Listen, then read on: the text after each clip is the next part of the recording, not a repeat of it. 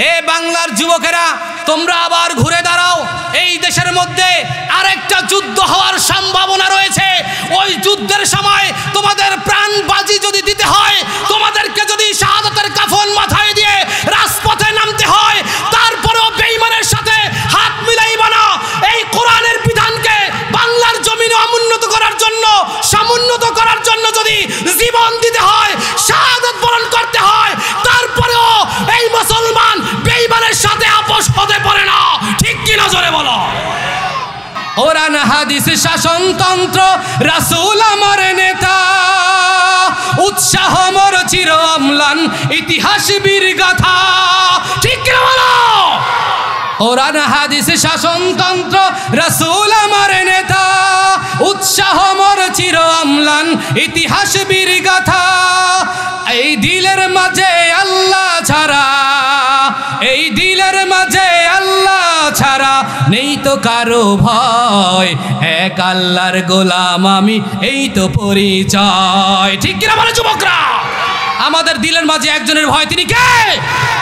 আল্লাহ আমাদের সবাইকে ওই আল্লাহর ভয় নিয়ে কবরে যাওয়ার তৌফিক দান করেন, বলেন আমিন। এই আবু জাহেল, উতবা, সাহেবা একটা চক্র মিলে তারা একটা দল গঠন করলো, মুহাম্মদকে কিভাবে কতল করা যায়, মারা যায়, হত্যা করা যায়, এই প্রচেষ্টা। কারণটা কি? ছোটবেলা থেকে যে মুহাম্মদকে ওনারা নিজেই বলছিল আল আমিন, সত্যবাদী, সবচেয়ে ভালো, তাদের টাকা পয়সা সব নবীর কাছে আমানত রাখত। এখন যেই নবীজি বলল ইয়া আইয়ুহান নাস কুলু লা ইলাহা ইল্লাল্লাহ তুফলিহুন, হে মানুষ সকল তোমরা বলো আল্লাহ ব্যতীত কেউ নাই, এক আল্লাহই সব কর্নেওয়ালা। হক কথাটা যেই বলতে শুরু করছে, এই সঙ্গে সঙ্গে আবু জাহেল, উতবা, সাহেবা, বেঈমানের দল যারা আছে সবার হৃদয়ের মাঝে এখন দুশ্মন হয়ে দাঁড়ায় গেছে। আমি আপনাদের কাছে জানতে চাই, আমাদের সমাজের মাঝেও এমন কিছু লোক আছে না নাই, যে ইমাম সাহেব সারা বছর ভালো ছিল, কিসের জন্য রমজান মাসে সুদের বয়ানটা করলো? ইমাম সাহেব কেন হক কথাটা বলল? ইমাম সাহেব কেন মাজারের বিরুদ্ধে কথা বলল? ইমাম সাহেব কেন পর্দার কথা বলল? ইমাম সাহেব কেন ঘুষের বিরুদ্ধে ওয়াজ করলো? এই ইমাম এখন আর ভালো না। আবু জাহেল, উতবা, সাহেবার কিছু চেলা চামটা বর্তমান সময় আছে না নাই? ওই আবু জাহেল আর উতবা সাহেবার গোষ্ঠীরা তখন ইমাম সাহেবকে এইভাবে করে হাত দেখায় বলে, ক্ষমতার পাওয়ার, টাকার পাওয়ার, বংশের পাওয়ার, অর্থের পাওয়ার এবং রাষ্ট্রীয় পাওয়ার দেখায়া তারপর হক্কানি একজন আলেমকে অপমান, অপদস্থ করে এই এলাকা ছাড়তে বাধ্য করে। ঠিক নাকি বাকি জোরে বলেন? আমরা স্পষ্ট ভাষায় স্বাধীন দেশে এখন থেকে বলতে চাই, আমার এই দেশের জন্য আমার সাধারণ মানুষ থেকে শুরু করে, ওলামায়ে কেরাম থেকে শুরু করে, আমার তৌহিদি মুসলমান, আমার রক্তের যুবক, ছোট ছোট সোনামণিরা, স্কুল কলেজের যুবক ভাইয়েরা, আমার এই দেশকে যেহেতু দ্বিতীয়বার স্বাধীন করেছে, এই স্বাধীন দেশের ভিতরে দ্বিতীয়বার আমরা এমন কোনো স্বৈরাচার দেখতে চাই না, দ্বিতীয়বার কোনো ঘুষখোর, কোনো সুদখোর, ইমাম সাহেবের সাথে খারাপ ব্যবহার করেনেওয়ালা মসজিদের কমিটি, এইরকম কোনো বেয়াদব যেখানে মাথা চাড়া দিয়ে উঠবে, সেখানে তৌহিদি জনতা আল্লাহু আকবারের স্লোগান দিয়ে ওই বেঈমানটাকে এই স্বাধীন দেশ থেকে তাকে বিদায় করতে হবে। ঠিক কিনা জোরে বলো। এটা কোনো দলীয় বক্তব্য? কথা মনে হয় বুঝে নাই। এটা কোনো দলীয় বক্তব্য? এটা আমার ইমানের দাবি। ঠিক কিনা জোরে বলেন? আমি নিজে আপনাদের এলাকায় এই কেসে ধরা খাইছি।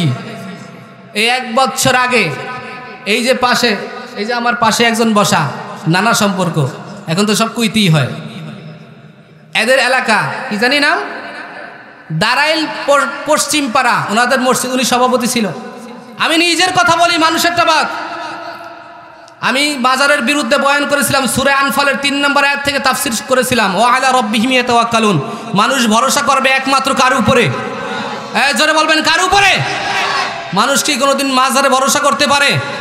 মানুষ কি কোনো পীরের উপরে ভরসা করতে পারে? মানুষ ভরসা করবে কার উপরে?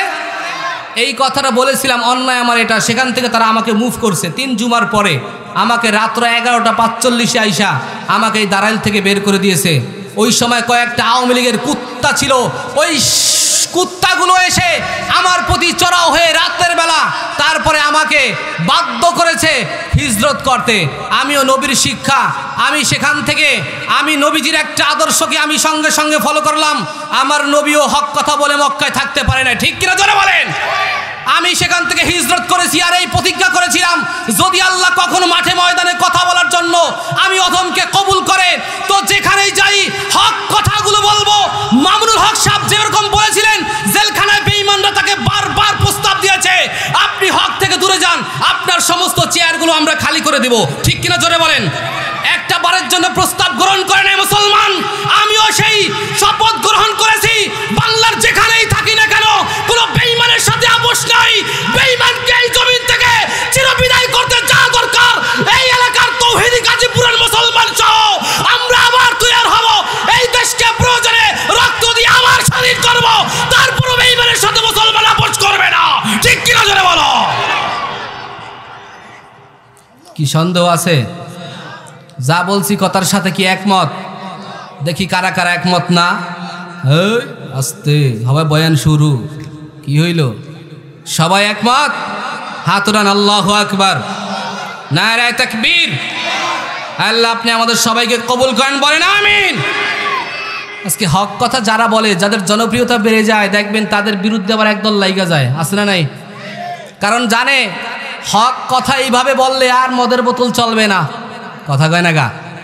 হক যদি একবার, কোরআন যদি একবার পার্লামেন্টে চলে যায়, তাইলে এই দেশের নারীরা আর বেপরদায় বাজারে যেতে পারবে না, তাইলে আর জেনা করতে পারবে না, সুদ খাইতে পারবে না। যারা ফজরের সময় আরামে ঘুমায়, যদি কোরআনের আইন ওই জায়গায় পার্লামেন্টে বাস্তবায়ন হয়, তাইলে ফজরের নামাজ বাধ্যতামূলক, নামাজ পড়তেই হবে। বেনামাজির দিলের মধ্যে কয় আমার কোরআন দরকার নাই পার্লামেন্টে, ঠিক না? ঠিক জোরে বলেন।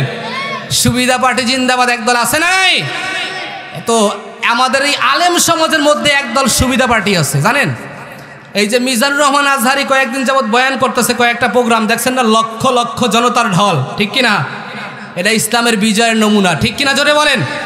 এই দেশ থেকে বেঈমানেরা চক্রান্ত করে তারে পাঠাইয়া দিছিল। তো ওলামা হযরত ভবিষ্যৎবাণী দিয়া মারা গেছে, ওনারা বলছিল এই আজহারি আবার আসবে, বিজয়ের বেশি আসবে, ঠিক কিনা জোরে বলেন। আজকে শোনেন একটা কথা আগে বলে নেই, আমি কওমি, আপনি দেওবন্দি, আপনি আলিয়া, আপনি সারসিনা, আমাদের এগুলো এখন দেখার সময় নেই। আমাদের এখন এই স্বাধীন ভূখণ্ডের ভিতরে আমাদের একটাই মাকসাদ, একটাই উদ্দেশ্য, এই কোরআনকে আমাদের এখন পার্লামেন্টে নিতে হবে, যে কোনো মূল্যেই হোক না কেন। আওয়ামী লীগকে দেখা শেষ হয়ে গেছে, বিএনপিকে আমরা এই পর্যন্ত দেখেছি, জাতীয় পার্টিকে দেখেছি, কেউ এই পর্যন্ত এই একটা বিধান চ্যালেঞ্জ করে বলতে পারি, কোরআনের এই একটা বিধান যে নামাজ 5 ওয়াক্ত পড়তেই হবে, ফরজ বিধান, এইটা আজও পর্যন্ত আওয়ামী লীগ বলেন, বিএনপি বলেন, জাতীয় পার্টি বলেন, কোন দল আইসা পার্লামেন্টে এটা বাধ্যতামূলক করতে পারে না, ঠিক কিনা বলেন। অতএব সামনে আর আমরা আওয়ামী লীগও দেখতে চাই না, বিএনপিও আমরা দেখতে চাই না, আমরা জামাত ইসলাম বলেন, অন্য যে কোনো দল বলেন, এককভাবে কাউকে দেখতে চাই না। আমরা মুসলমান, আওয়ামী লীগ, বিএনপি, জাতীয় পার্টি, জামাত ইসলাম, হেফাজত, তাবলীগ, এরপরে চরমনাই, সবাই ঐক্যবদ্ধ হয়ে এইবার আমরা পার্লামেন্টে শুধু কোরআন দেখতে চাই, বিকল্প কোনো জিনিস এবার মুসলমান দেখতে চায় না। এতে রাজি আছেন তো সবাই? নাকি আবার একটু পরে ওইটা করবেন বিএনপি রে গাল দিছে? হ্যাঁ, হুজুর কি বিএনপি আওয়ামী লীগের কোনো কেনা নাকি? এই হুজুর একজনের দালাল, মদিনাওয়ালার, ঠিক কিনা জোরে বলেন। আজকে সেই মদিনাওয়ালার কিছু কথা বলবো, শুনবেন তো সবাই? আর যদি ঠিকঠাক মতো এখনো আপনারা ঠিক না হন, শোনেন, এখনো যদি রাস্তায় দাঁড়ায় দাঁড়ায় চিন্তা করেন হুজুর খালি স্টেজ থেকে নামুক তারপরে যা কর কমু, আছে না এরকম কিছু? এই কথা কয় না, এরকম আছে নি? আরে বেটা তুই কে? ভোলায় গেছিলাম বয়ানে, ভোলা বরিশাল থেকে 45 মিনিট যাইতে লাগে ভোলা দ্বীপের ভিতরে, স্পিড বোট চালায় বহুত দূর। সেই জায়গায় গিয়ে আমি একটা কথা বলছিলাম ভোলার যুবকদেরকে, এ যুবক ভাইয়েরা, স্বাধীন দেশের যুবক ভাইয়েরা, একবার রক্ত দিয়া এই বাংলাদেশকে যেহেতু স্বাধীন করতে তারা চেষ্টায় সফল হয়েছে, আমি মনে করি তোমরা যদি আরেকবার ঘুরে দাঁড়াও, এই বাংলাদেশে কোরআন পার্লামেন্টে তোমরাই নিতে পারবা, ঠিক কিনা জোরে বলো। কেউ পৃথিবীতে বাধা দিয়ে আটকে রাখতে পারবে না, ইনশাআল্লাহ, বলেন ইনশাআল্লাহ। তো গাজীপুরবাসী সবাই কেমন আছেন? সবার মন মানসিকতা ভালো আছে তো? ইনশাল্লাহ আরও ভালো হয়ে যাবে, আজকেই ভালো হবে তো। কোরআনের মাহফিলের ওয়াদা আল্লাহ পাকের পক্ষ থেকে আছে, চিন্তা নাই, এখানে ভয় নাই। দুনিয়ার বড় বড় সভা করা হয়, সেই জায়গায় সিকিউরিটি থাকে অনেক, তারপরও ভয় কোনটা গুল্লি ঢুকায় দেয়। ঠিক কিনা জোরে বলেন? আর এই জায়গার দুনিয়াবি কোনো সিকিউরিটি নাই। আল্লাহ নবীর মাধ্যমে জানায় দেয়, লা ইয়াকউদু কওমুন ইয়াযকুরুনাল্লাহা ইল্লা হাফাতহুমুল মালায়েকা। সুবহানাল্লাহ পড়েন। আল্লাহ বলে যেই জায়গায় কোরআন হাদিসের আলোচনা করা হয় ওই পুরো জায়গাটা ফেরেশতারা বেষ্টনী করে নেয়। সুবহানাল্লাহ পড়েন।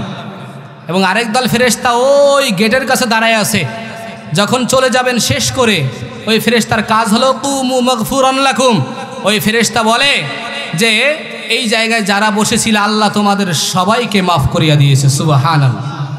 তো আমি যেই সূরা তেলাওয়াত করেছিলাম, সূরার প্রথম আয়াত আলিফ লাম মিম, আল্লাহ পাক রব্বুল আলামিন বলতেছেন আলিফ লাম মিম, 3টা অক্ষর ব্যবহার করেছেন। কোরআনের ভিতরে অনেক সূরার ভিতরে এইরকম কিছু হরফ ব্যবহার হয়েছে যেগুলোর তাফসির করতে গিয়ে সমস্ত ওলামায়ে কেরাম একটা কথা ব্যবহার করেছেন, আল্লাহু আ'লামু বিমুরাদিহিম। এর উদ্দেশ্য, এর অর্থ একমাত্র আল্লাহ পাকই ভালো জানেন, এছাড়া আর কেউ জানে, এটা বলেছেন। তো রাসূল সাল্লাল্লাহু আলাইহি ওয়াসাল্লামকে বেঈমানের দলেরা যখন শুধু বারবার বলে কোরআন হাদিস বানায়া বানায়া বলে, ওই আবু জাহেলের গোষ্ঠীগুলা যখন বলে বানায়া বানায়া বলে, তো এইটা একটা জবাব যে আল্লাহ পাক রব্বুল আলামিন কয়েকটা সূরার শুরুতে আলিফ লাম মিম, হা মিম, আলিফ লাম রা এরকম কিছু অক্ষর দিয়া নবীকে বললেন এই অক্ষরগুলোর অর্থ ওদেরকে জিজ্ঞাসা করেন, দেখেন ওরা বলতে পারে কিনা। তো ওদেরকে শিক্ষা দেওয়ার জন্য যে ওরা কেন, ওদের বাপ দাদা 14 গোষ্ঠীও যদি একত্র হয়, এর অর্থ একমাত্র আমি আল্লাহ জানি। এর অর্থ নবীও জানতেন, নবীকে আল্লাহ দুনিয়ায় বলতে নিষেধ করেছেন, এই জন্য নবী এগুলো জানায় নাই। কারণ আমার নবীর একটা আয়াত আছে, ওয়ামা ইয়ানতিকু আনিল হাওয়া ইন হুয়া ইল্লা ওয়াহয়ু ইউহা। আমার আল্লাহ পাকের পক্ষ থেকে ওহী ছাড়া আমার নবী একটা কথাও দুনিয়ার জমিনে ফ্ল্যাশ করে না। এই জন্য আলিফ লাম মিমের অর্থ নবী জানতেন, আল্লাহর অর্ডার না থাকার কারণে নবীজি ফ্ল্যাশ করে নেয়। তার মানে বোঝা গেল বেঈমানের দল যারা দেখতে পারে না ওলামায়ে কেরামদেরকে, যারা এই শত্রু আজকে থেকে না, নবীর থেকে আসছে। কার থেকে? প্রত্যেক নবীর জমানায় ফেরাউন, হামান, খামাদ, নমরুদ আসিল নাকি? জোরে বলেন, আসিল কি না? ওগুলার কিছু চেলা চামটা আল্লাহ এখনো বানায় রাখছে। আজকে একদল বলে সিদ্দিকির এত জনপ্রিয়তা, এই জন্য সিদ্দিকির বিপক্ষে একদল লাগছে, শাইখে কুয়াকাটার বিপক্ষে একদল লাগছে। ঠিক কিনা জোরে বলেন? আজহারের এত জনপ্রিয়তা, তাই মিজানুর রহমান আজহারি এত জনপ্রিয়তা কেমনে নামান যায়? এই জন্য এক বেয়াদব অলরেডি এই মজমায় দাঁড়ায় বইলা ফেলাইছে 10 লক্ষ টাকা চ্যালেঞ্জ, আজহারের মাথা যদি আয়না দিতে পারে তাইলে আমি তাকে 10 লক্ষ টাকা পুরস্কার দিব। চিল্লায় বলেন সুবহানাল্লাহ। কি কইবেন? সুবহানাল্লাহ কইবেন না? জোরে বলেন নাউজুবিল্লাহ। আরেক দল আছে এই যে আল্লামা আব্দুল খালেক শরীয়তপুরী, যিনি আজকে আমাদের মঞ্চকে সাজায় গুছায় তুলবেন, এবং মুফতি রেজওয়ান রফিকি সাহেব, এই দুইজন আমাদের অন্যতম একজন বাংলাদেশের বক্তা। ঠিক কিনা জোরে বলেন? এদের বিরুদ্ধেও ষড়যন্ত্রকারী আছে না নাই? নাই? এই যে মুফতি রেজওয়ান রফিকি সাহেব, যিনি, ওনার বিরুদ্ধে বিশেষ করে আমাদের দেশের মধ্যে টাঙ্গাইলে একটা দল আছে, এই দলটার নাম জানেন কি? গন্ত হায় হায়। আর এই যে কয় না সব নারী পুরুষ একত্র করে বয়ান করে, দাড়িও নাই, কিচ্ছু নাই, একদল আছে, কি নাম কি? না না না না, হিজবুত তাওহীদ।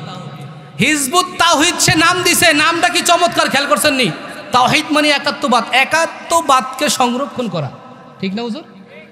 নামটা কি দিছে? একাত্মবাদ, মানে আল্লাহকে সংরক্ষণ করা। কি সুন্দর, মানে সাধু বেশে শয়তান। ঠিক কিনা জোরে বলেন? এই হিজবুত তাওহীদের বিরুদ্ধে সবচেয়ে বেশি ভূমিকা বাংলাদেশের ওলামাদের মধ্যে যিনি ভাইরাল টপিক নিয়ে আলোচনা করেছেন আমাদের মুফতি রেজওয়ান রফিকি ভাই। ঠিক কিনা জোরে বলেন? এই জন্য ওই দল লাগছে তার বিরুদ্ধে। আব্দুল খালেক শরীয়তপুরী সারা বাংলাদেশ কাঁপাইতেছে, এই জন্য তার বিরুদ্ধে একদল আহলে সুন্নি নামে একদল বক্তা, এরা আবার তার বিরুদ্ধে লাগছে। দেখছেন নি আপনারা? আমি বলতে চাই, আজকে আল্লামা মামুনুল হক সাহেবের দিকে তাকায় দেখো, বেঈমানের দল তার বিরুদ্ধে লাগছে, এবং শেষ পর্যন্ত তারে মহিলা দিয়া আটক করায়া তাকে জেল জরিমানা সব করাইলো। এরপরেও মামুনুল হক সাহেব সবক দিলেন, হে বাংলার যুবকেরা, তোমরা আবার ঘুরে দাঁড়াও, এই দেশের মধ্যে আরেকটা যুদ্ধ হওয়ার সম্ভাবনা রয়েছে। ওই যুদ্ধের সময় তোমাদের প্রাণ বাজি যদি দিতে হয়, তোমাদেরকে যদি শাহাদাতের কাফন মাথায় দিয়ে রাজপথে নামতে হয়, তারপরেও বেঈমানের সাথে হাত মিলাইবা না। এই কোরআনের বিধানকে বাংলার জমিনে সমুন্নত করার জন্য, সমুন্নত করার জন্য যদি জীবন দিতে হয়, শাহাদাত বরণ করতে হয়, তারপরেও এই মুসলমান বেঈমানের সাথে আপোষ হতে পারে না। ঠিক কি না জোরে বলো। আমরাও গাজীপুরের যুবক যারা আছি, এই গাজীপুরে যুবক আছে না নাই? গাজীপুরে কি যুবক নাই? একটাও নাই? আছে? যুবকের রক্ত গরম না ঠান্ডা? হ্যাঁ না, যুবকের রক্ত ঠান্ডা। যুবকের রক্ত এমন গরম যে টোকা দেওয়ার আগে বাইজা ওঠে, ঠিক কিনা? যুবকে দেখবেন চায়ের দোকানে মাত্র ক্যারাম বোর্ড খেলতে আছে, এমনি বন্ধু বন্ধু স্বাভাবিক একটা কথা লেয়া একটু গায়ে হাত দিছে, সঙ্গে সঙ্গে দুইটা দিয়ে দেয় ওইটা দেওয়া, ঠিক কিনা জোরে বলেন? তার মানে রক্ত টকবকে গরম। শোনেন, পয়গম্বর বলেছেন যুবক সাহাবাদের মাধ্যমে দ্বীনের খেদমত সবচেয়ে বেশি হয়েছে। বর্তমান সময়েও এই এলাকায় গাজীপুরের আমার যুবক ভাইয়েরা যে কোরআনের একটা খেদমতের আঞ্জাম দিয়েছেন, এই জায়গায় তো গানের কনসার্ট করতে পারতো, ঠিক কিনা জোরে বলেন? এই জায়গায় গানের কনসার্ট না করে যুবকরা যেহেতু আজকে এই জায়গায় কোরআনের মাহফিলের ব্যবস্থা করেছে, তাতেই প্রমাণ হয় বাংলার কোটি কোটি তৌহিদি জনতা এবং যুবক ভাইয়েরা এই দেশে ইসলাম চায়, গান বাজনা নর্তকীদেরকে চায় না। এই দেশে ইসলাম কায়েম দেখতে চায়, ইসলাম কায়েম দেখতে চায়। দ্বিতীয় আয়াতে কারিমার ভিতরে আল্লাহ পাক জানাইতেছেন, আহাসিবান নাসু আইয়াত রাকু আইয়াকুলু আমান্না ওয়া হুম লা ইফতানুন। আমার পয়গম্বরকে আল্লাহ তাআলা সাহস দিতেছেন, হে নবী আপনি চিন্তিত হয়েন না। সূরা আনকাবুতের 3 নম্বর আয়াত একটু পড়েন, ওয়ালাকাদ ফাতান্নাল্লাযীনা মিন ক্বাবলিহিম। আমি ইতিপূর্বে যারা নবী হয়ে আসছে তাদেরকেও আমি আল্লাহ তাআলা পরীক্ষা করেছি, এবং তার অনুসারী যারা ছিল তাদেরকেও পরীক্ষা করেছি। কি পরীক্ষা করেছি? ফালা ইয়ালামান্নাল্লাহুল্লাযীনা সাদাকু ওয়া লা ইয়ালামান্নাল কাযিবিন। ঈমানের দাবিতে কারা সত্যবাদী কারা মিথ্যাবাদী, এটা আমি আগেও পরীক্ষা করেছি। অতএব আপনার সাথে সাহাবায়ে কেরাম যারা আছে তাদেরকে চিন্তিত হইতে না করিয়েন, তাদেরকেও পরীক্ষা করব 100%। তবে হ্যাঁ, যারা ইন্নাল্লাযীনা ক্বালু রাব্বুনাল্লাহু সুম্মা ইসতাকামু তাতানাজ্জালু আলাইহিমুল মালায়েকা, যারা আমাকে রব বলে স্বীকার করে ওইটার উপরে দৃঢ় ইস্তেকামতের সাথে অটল থাকবে, আমি রব অঙ্গীকার করলাম, তানাজ্জালুল মালায়েকাতু, আমি আল্লাহ পাক আসমান থেকে তার সংরক্ষণের জন্য ফেরেশতা নাজিল করে দিব। চিল্লায়া বলেন আল্লাহু আকবার। তাইলে আমাদের কোনো টেনশন আছে? চিন্তা আছে? হযরতে আবু যর গিফারী রাদিয়াল্লাহু তাআলা আনহু মুসলমান হইলেন, নবীকে জিজ্ঞেস করে, ইয়া রাসূলুল্লাহ, একদিন নবীজি এরকম খানায় কাবার সাথে এরকম হেলান দিয়ে বসে আছে, তো জিজ্ঞেস করতেছে, ইয়া রাসূলুল্লাহ ইসলামের বিজয় আর কখন হবে? আর কত মার খাবো? আর কত পরীক্ষা? মাতা নাসরুল্লাহ, আল্লাহর সাহায্য কোথায়? নবীজি কথাটা শোনার সঙ্গে সঙ্গে নবীজি হেলান থেকে এইভাবে বসে পড়েছেন। বসার পরে বলতেছে, শোনো, সেই দিন আর বেশি দূরে নাই যেই দিন সানা পর্বত থেকে হাজরামাউত পর্যন্ত এই দুই পাহাড়ের মাঝখানে 300 কিলোমিটার পথ। কয়শো কিলোমিটার? 300 কিলোমিটার পথ নবী আমার জানাইলেন, শোনো, সেই দিন আর বেশি দূরে নয়, ওই দিন একেবারে সন্নিকটে চলে আসছে, যেই দিন সানা পর্বত থেকে হাজরামাউত পর্যন্ত 300 কিলোমিটার এই পথকে, এত বিশাল লম্বা একটা পথের ভিতরে একজন সুন্দরী রমণী অলঙ্কারাদি পরিধান করে সে রাস্তা দিয়ে হেঁটে যাবে। একটা বেঈমানের বাচ্চারও সাহস হবে না ওই নারীর দিকে ইফতিজিকের নজরে তাকাইবে, এই দুঃসাহস কারো থাকবে না। চতুর্দিকে শুধু ইসলামের জয়ধ্বনি বাজতে থাকবে। চিল্লায়ে বলেন আল্লাহু আকবার। আমরাও আজকে চতুর্দিকে সেই ইসলামের জয়ধ্বনি শুনতে পাই, ঠিক কিনা জোরে বলেন? আমরা যদি সোচ্চার হইতে পারি, আমরা পৃথিবীর কাউকে ভয় করব না, প্রয়োজনে জিহাদের ময়দানে, লড়াইয়ের ময়দানে যাব, ঠিক কিনা জোরে বলেন আল্লাহু আকবার। আল্লাহু আকবার, জোরে বলেন আল্লাহু আকবার। আমাদের যেই ভাইয়ের কথা আমি বলছি, মুফতি রেদওয়ান রফিকি সাহেব দামাত বারাকাতুহু চলে আসছে, আওয়াজ চিল্লায়ে বলেন আল্লাহু আকবার। আমাদের বলিষ্ঠ ভাষায় কণ্ঠ, হুজুর আমাদের এই যে বলছিলাম হিজবুত তাওহীদের বিরুদ্ধে বলিষ্ঠ ভাষায় যেই ভাই আমার এই পর্যন্ত কোনো দ্বিধা কোনো ভয়কে জীবনে পরোয়া করে নাই, যেই ভাই আজকে এত কঠিন হুঙ্কার দিয়ে বাংলার জমিনের যুবকদের রক্তকে আবার টকবগে করে জাগায় দিয়েছে, সেই ভাই আমাদের মাঝে উপস্থিত। চিল্লায় বলেন আল্লাহু আকবার। আমার ভাইয়ের বজ্র কণ্ঠকে আল্লাহ ইসলামের জন্য কবুল করেন, বলেন আমিন। যদি কখনো আমাদের জিহাদের ময়দানে যাইতে হয়, সবাই রাজি আছি তো ইনশাআল্লাহ? জিহাদের ওই ময়দানেতে যেতে তোমাকে হবে, প্রয়োজনে সব রক্তটুকু জমিনেই ঢেলে দেবে, ঠিক কিনা বলো? মানতেই হবে, মানিবে না পরাজয়। বিপ্লব মানে জীবন দেয়া, বসে থাকা নয়। সে কোনো দিন আসবে না রে, করো যদি ভয়। ঠিক কিনা? কোথা থেকে কোন ভিনদেশি শকুন আমার দেশে এসে সেবার নামে বসলো জুড়ে মির্জাফরের ভেসে। ঠিক কিনা বলো? ওদের করতে নাস্তানাবুদ হতে হবে নির্ভয়, ওদের করতে নাস্তানাবুদ হতে হবে নির্ভয়। বিপ্লব মানে জীবন দেয়া, বসে থাকা নয়। সে কোনো দিন আসবে না রে, করো যদি ভয়। ঠিক কিনা জোরে বলেন? আর বসে থাকার সময় নাই মেরে ভাই, আমরা সবাই এখন সোচ্চার থাকতে হবে। ঈমানি শক্তিকে সব সময় যখন তখন যদি ওলামায়ে কিরাম আমাদেরকে ডাক দেয়, আমরা কোরআনের জন্য রাজপথে যাইতে সবাই তৈরি আছি তো ইনশাআল্লাহ? দুইখানা হাত আল্লাহকে দেখায় দেন, আল্লাহু আকবার। আমরা এই আল কোরআনের সৈনিক, এতে তো কোনো সন্দেহ নাই। আছে? কথা বলেন, কোনো সন্দেহ আছে? আমাদের পাওয়ার শুধু একটাই, কোরআন। ঠিক কিনা জোরে বলেন? দেখেন না আজকে আমেরিকায় সব ঘর পুরে ছাই হয়ে গেছে। খবরে দেখলাম একটা ঘর, মুসলমানের একটা ঘর পড়ে নাই, সেই ঘরের মধ্যে আল্লাহর কোরআন ছিল। সুবহানাল্লাহ পড়বেন না? এগুলা করে কে? জোরে বলেন, কে করে? আমরা সেই আল কোরআনের সৈনিক হয়ে কবরে যাইতে রাজি আছি সবাই। আল কোরআনের সৈনিক আমি, নেই কো পরাজয়। এক আল্লাহর গোলাম আমি, এই তো পরিচয়। ঠিক কিনা বলো? আল কোরআনের সৈনিক আমি, নেই কো পরাজয়। এক আল্লাহর গোলাম আমি, এই তো পরিচয়। এই পৃথিবীর সবই নকল, এই পৃথিবীর সবই নকল, আসল কিছু নয়।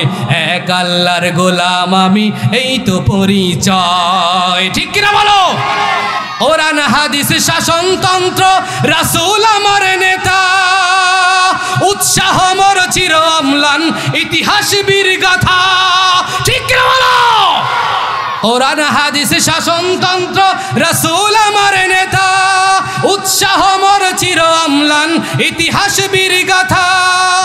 এই দিলের মাঝে আল্লাহ ছাড়া, এই দিলের মাঝে আল্লাহ ছাড়া নেই তো কারো ভয়।